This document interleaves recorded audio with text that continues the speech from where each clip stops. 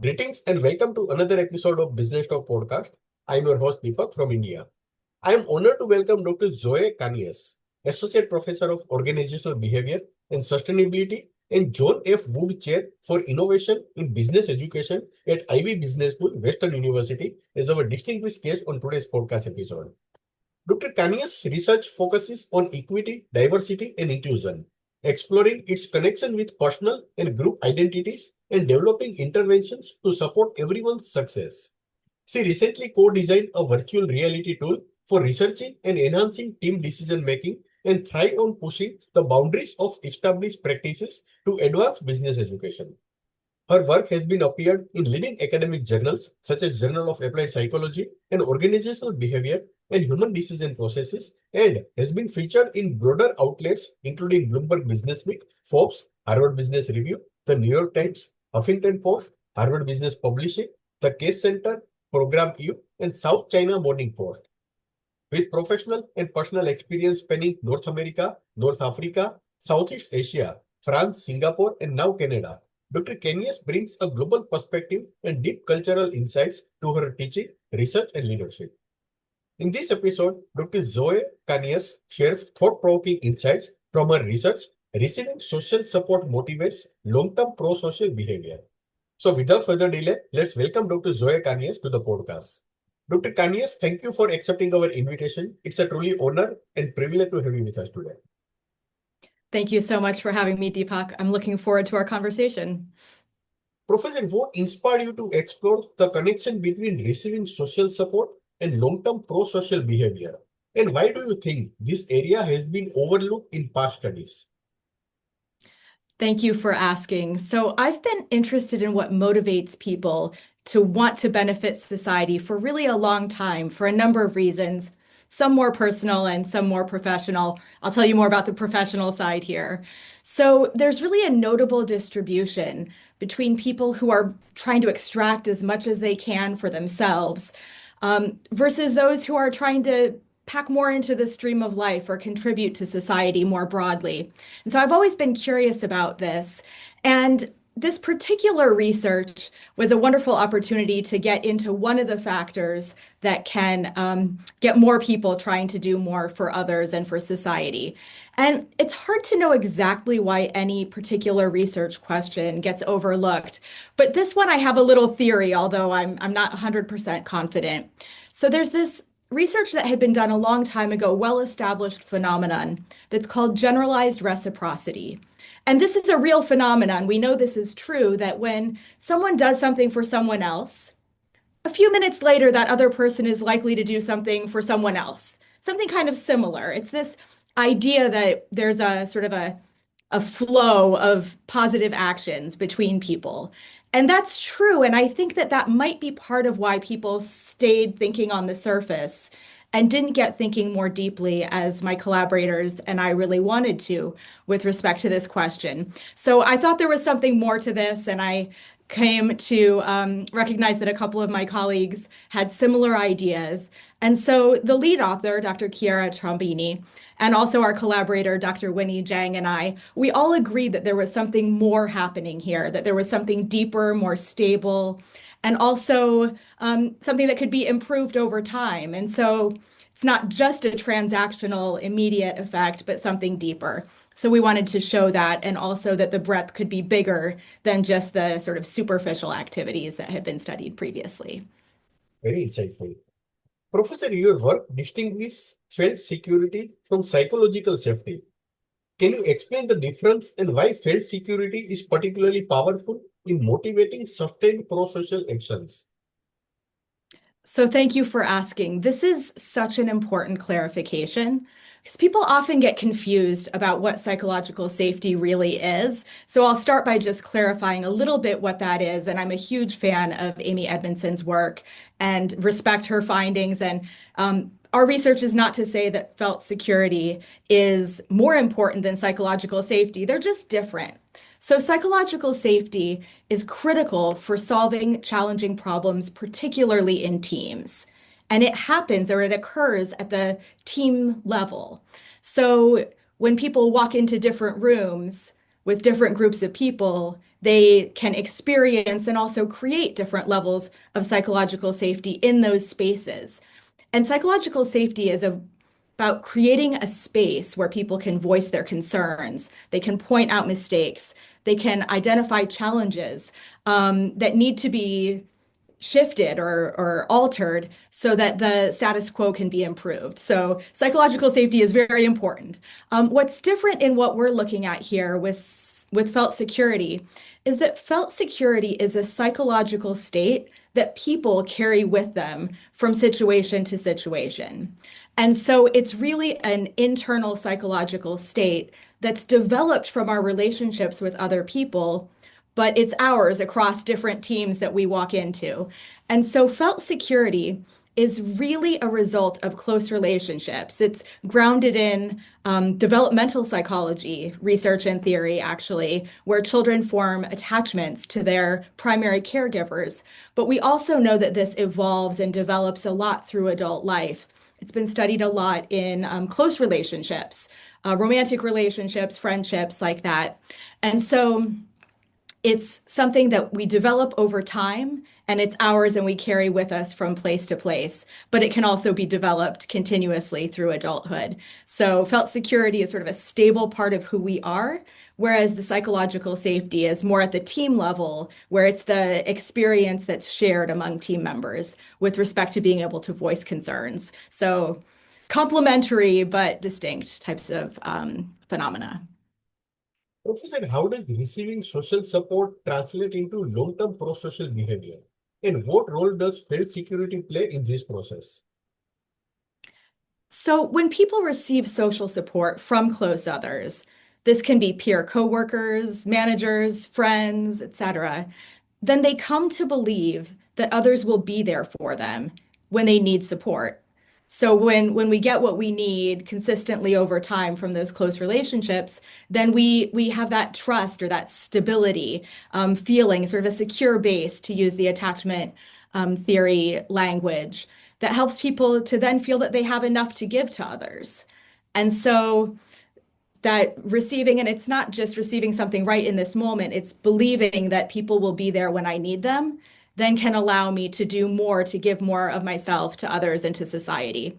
So rather than feeling sort of closed off and protective, I need to get as much as I can just for me and hold on to it tightly, it allows people to feel that they can be generous and open with others and give more to people, both in their immediate environments and then also beyond their organizations. Professor, your research suggests that the effect of social support extends beyond the immediate environment. How does support in the workplace influence pro-social behavior in broader social or community context?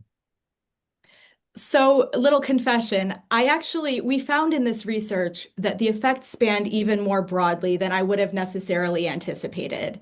So, what we found was that successful global business leaders who reported receiving more social support earlier in their careers were more likely to do all sorts of positive things, including even contributing on nonprofit boards, for example. So, these are people who, even when we control for how senior they are in their organizations, how big their impact is, those who had received more social support earlier in their careers were more likely to be on these nonprofit boards, right? So that's in the sort of highest levels of global leadership.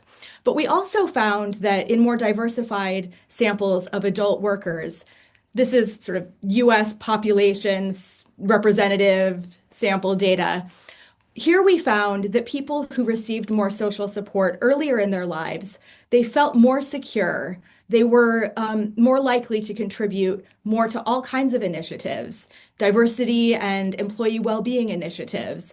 They were also more likely to have worked on protecting the environment, protecting and promoting human rights, and even charitable giving within their organizations. So we were really sort of pleasantly surprised by how broad the span of the impact was in our data sets. Professor, in your multi-year studies, what were the most striking findings about how social support received years earlier predicted pro-social behavior later on? So the longevity of these effects turned out to be very, very strong and very robust. what we found, and this was in the Wisconsin longitudinal study data set that we analyzed. It was a pre-existing data set that we looked at. And what we found here is that people who were sort of midlife and sort of entering into retirement age, even in 1992, those who reported having received social support at that time, they were receiving strong social support at that time, were more likely 12 years later to be contributing to their societies around them as they were starting to ease into retirement age.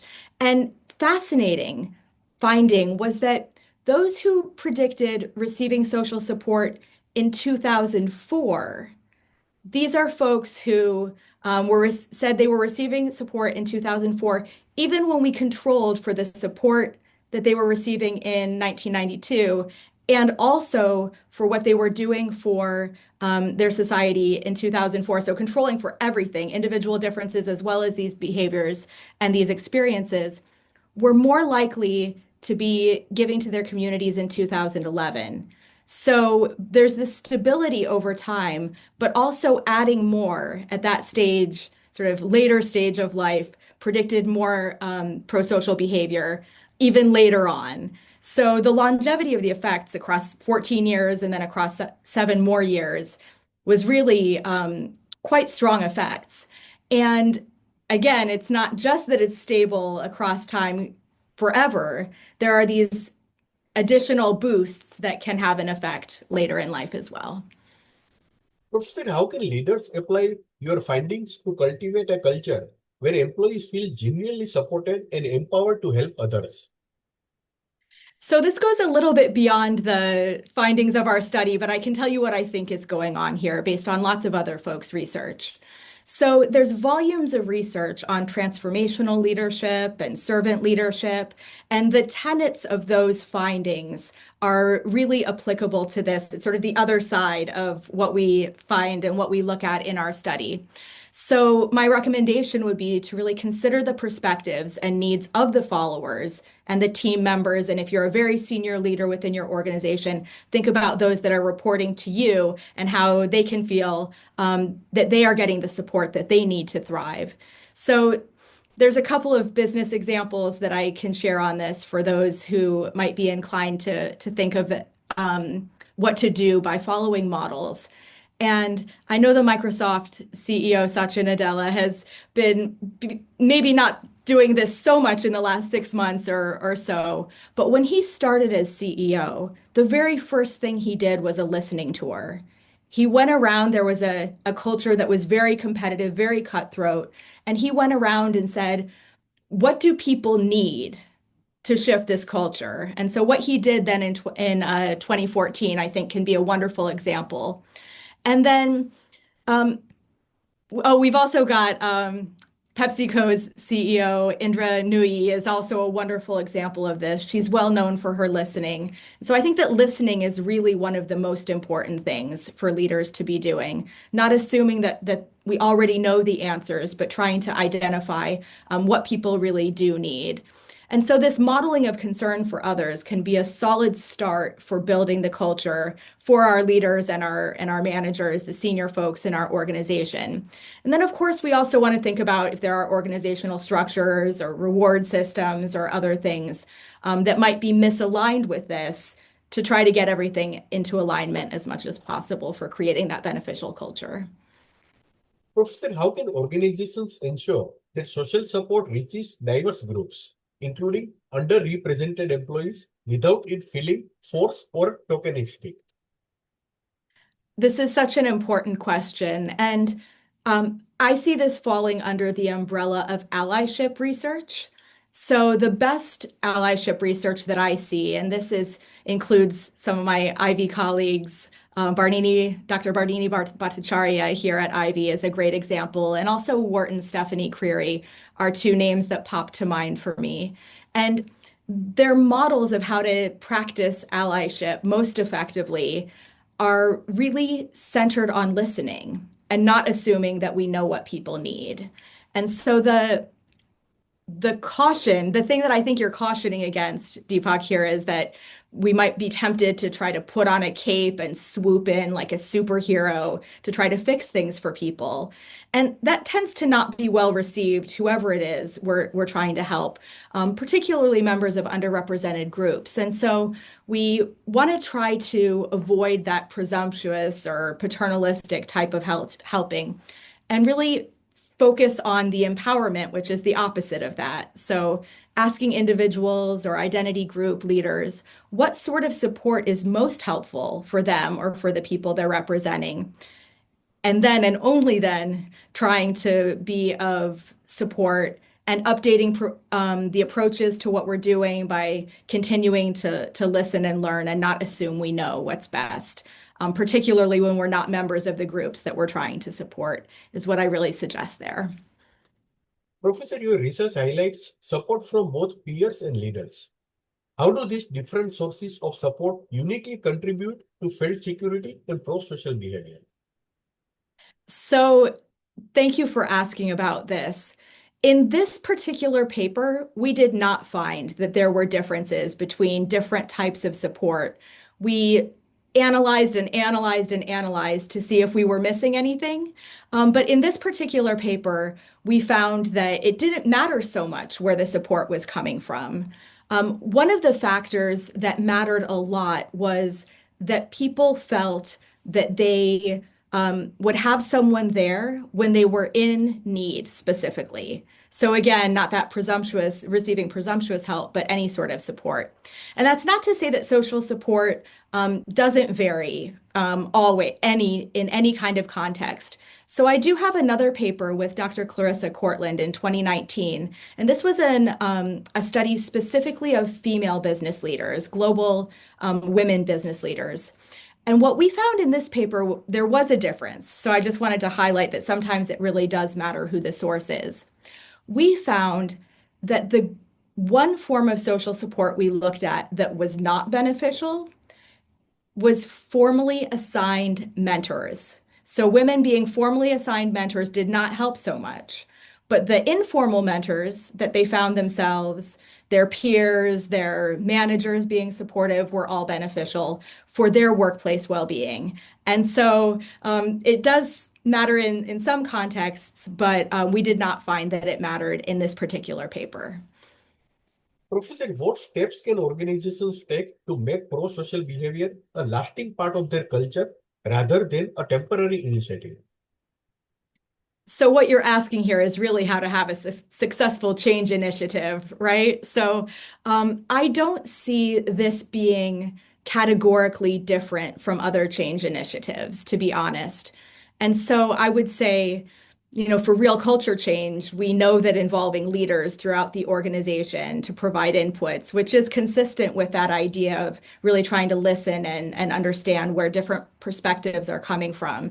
But to identify where are the pain points and what can be done to best integrate the change across those different areas of the organization would be very, very important. And so I would first recommend what we know works for change initiatives more generally, but there's also the microculture change that individuals and team members can do within their immediate spaces of impact or the areas that are within our reach. So everyone can do that. And that real organizational change needs to start from the top, but individuals can also take some actions as well. Professor, I would like to conclude this episode with one last question.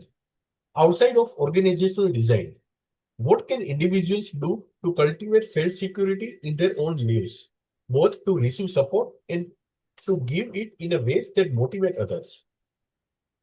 So thank you for asking. I love that we can end with a focus on what each listener can do. So what we can all do within our local spheres of influence. And one thing that I like to do myself is to find ways to support and share my gratitude for the people that I see are already supporting and developing others, because this way the impact can really be exponential. And while there's limited time in the day for any one person to do everything for everyone, And that actually doesn't empower those other people anyway. Most of us can benefit from shifting our energy more to thinking about what we can contribute and also reflecting on what support we get from others already. So, one tiny little piece of the research that we haven't talked about yet is that there can be an immediate benefit of just reflecting on the felt security that reflecting on the support that we get that can boost our felt security in the moment.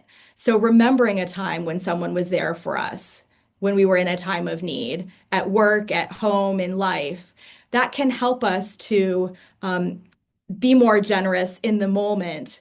And so I would recommend that we can all do as a regular practice, take these actions to remember what we receive in terms of support, and then that can help to boost our own felt security and our own prosocial intentions. And this can then help us to be a positive force for fostering those virtuous cycles within our communities. Thank you so much, Dr. Zoe Kinias, for sharing your fascinating research and insight with us today.